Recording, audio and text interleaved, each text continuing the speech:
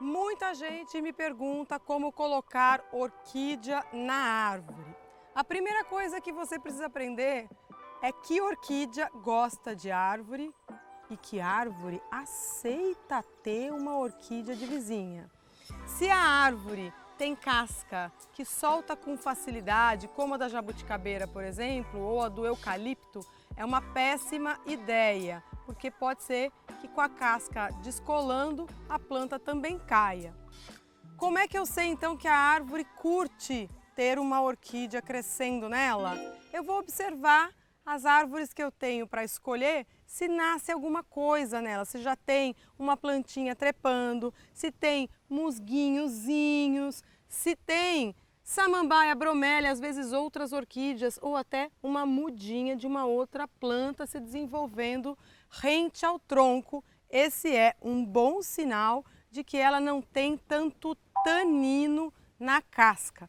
Tanino, uma substância que fica ótima em vinho tinto, mas que é um repelente de enraizamento. É a árvore dizendo: não quero ninguém grudado em mim. Então, bata o olho nas plantas ao redor e você vai perceber que algumas estão super cheias de vida, de matinhos e tudo mais, e outras parecem intactas. As intactas você cai fora. As orquídeas que gostam de árvores são as orquídeas epífitas, como é o caso dessa Phalaenopsis.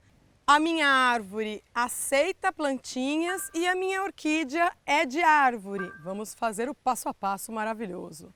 Tira tudo o que estiver prendendo a sua orquídea ao vaso, tira as varetinhas.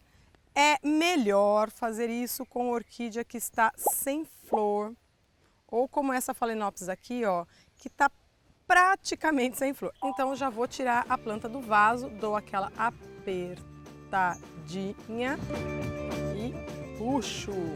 Minha planta foi regada abundantemente na véspera, então tá bem fácil de soltar. E agora eu aproveito também para dar uma checada se tem bichinho, se tem alguma coisa nela que possa ser um problema, que eu deva ficar atento, e não tem nada versus nada, tem uma aranhinha amiga apenas, né? Ela tá bem boa. Então eu vou tirar a haste que tá amarela. Se amarelou, não vai funcionar mais, mas essa que ainda tá verde, eu posso manter, vou cortar só o pedacinho que tá amarelo, tá? Ela pode usar essa mesma haste para rebrotar. Muita gente cisma com essa espuminha aqui e fala: ai, ela apodrece a planta e tudo mais, mas isso aqui, pessoal, não merece a sua cisma, tá? Isso é um material feito com turfa e que vai se decompor com o tempo. Ele serve só para garantir um pouco mais de umidade para a planta. Ele é o berçário em que essa Phalaenopsis cresceu. Então não faz nenhum mal para a planta, mas eu vou tirar aqui por um único motivo, porque eu quero colocar a planta com as raízes bem orgânicas, sabe? Bem como se ela estivesse querendo sozinha abraçar a árvore. Truque! Porque aqui a gente ensina o pulo do gato, a gente não explica apenas, a gente faz você entender. Em vez de você colocar a planta assim no meio do galho ou do tronco, procure sempre uma forquilha, onde o tronco se ramifica num galho ou um galho se divide em mais de um, tá? Eu vou apoiar a planta num local que naturalmente vai receber folhinha seca e elas vão ficar enroladinhas aqui nesse pedaço, vai receber um cocôzinho de passarinho. Eu vou imitar a natureza faria a planta crescer melhor na forquilha do que no tronco ou no galho. Esse galho é inclusive melhor do que este. O vertical é mais difícil de prender coisa do que um galho horizontal. É para favorecer o desenvolvimento dela e que ela receba essa adubação natural, porque sim, a natureza aduba, não é só eu e você com o pulverizador. A planta vai receber matéria orgânica que vai se decompondo nessa meiuca, então vamos facilitar. Algumas pessoas colocam a orquídea presa junto do vaso plástico, nem preciso falar que fica horrível. Mas o que eu mais quero te dizer é que não ajuda no crescimento, ela tem que ficar driblando o vaso para achar o tronco. É bem complexo isso para a planta. Se o vaso é preto, piorou, porque ele esquenta com o calor. Então, tira a planta do vaso, por favor, tá? Não precisa se desfazer do substrato todo, é que à medida que eu fui manipulando ele foi caindo, mas eu vou acrescentar esse musgo, que é o musgo esfagno, também chamado de musgo das orquídeas, numa bolotinha bem fofa. Eu pus de molho na água uns minutinhos antes, junto com o bocache, que é o adubo das orquídeas e também o adubo orgânico mais completo que existe. E o meu objetivo é que fique aqui onde tinha a espuminha. Se você não tirou a espuminha, mantenha a espuminha, mas coloca também um pouquinho de esfagno para facilitar esse abraçar da planta. Estou posicionando a orquídea apoiada olhando para o norte, que é onde ela vai ter uma maior incidência de luz natural, tá?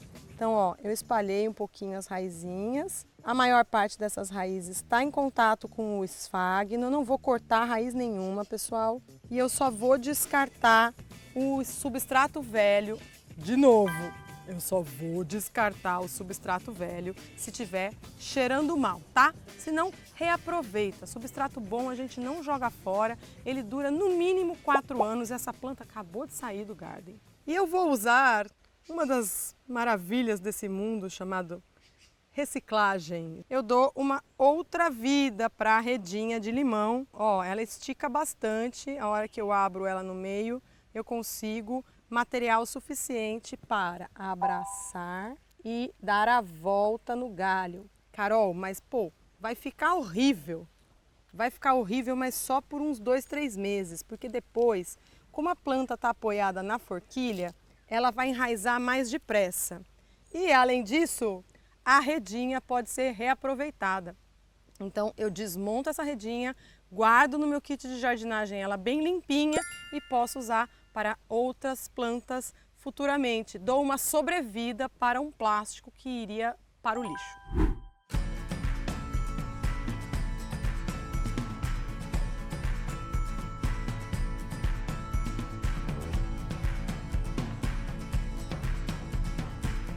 Aí, se for preciso, você pode colocar um pouquinho mais de esfagno para completar e deixar a planta úmida nesse processo inicial até que ela enraize, tá?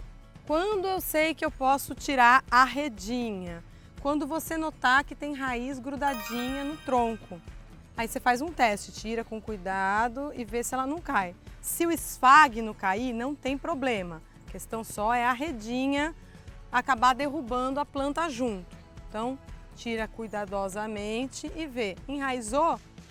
Vida que segue. Aqui eu estou usando o esfagno como uma ferramenta para ela enraizar. A partir do momento que ela já enraizou, ela não precisa mais, ficou mocinha. Mais um truque que você talvez não tenha percebido. Eu dei uma inclinadinha. Prendi a planta de um jeito que ela não está espetada que nem ela estava no vaso. Ela está inclinadinha para frente, voltada para o norte. Reparou? Por que eu fiz isso? Porque na natureza, a planta tem uma certa inteligência. À medida que ela vai crescendo, você comprou ela assim no vaso, né? Mas à medida que ela vai crescendo, ela vai tombando para fora do vaso e fazendo um movimento que muita gente não entende e fica pensando que ela está pedindo um vaso maior. Mas, na verdade, a Phalaenopsis está querendo evitar que o acúmulo de água da chuva cause um apodrecimento nesse meiozinho aqui.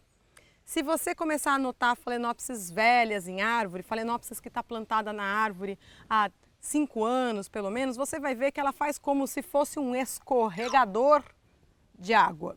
Ela não fica voltada para cima como uma bromélia. A bromélia quer água no copinho, a Phalaenopsis não quer. A Phalaenopsis quer que a água molhe as raízes, mas passe e vá embora.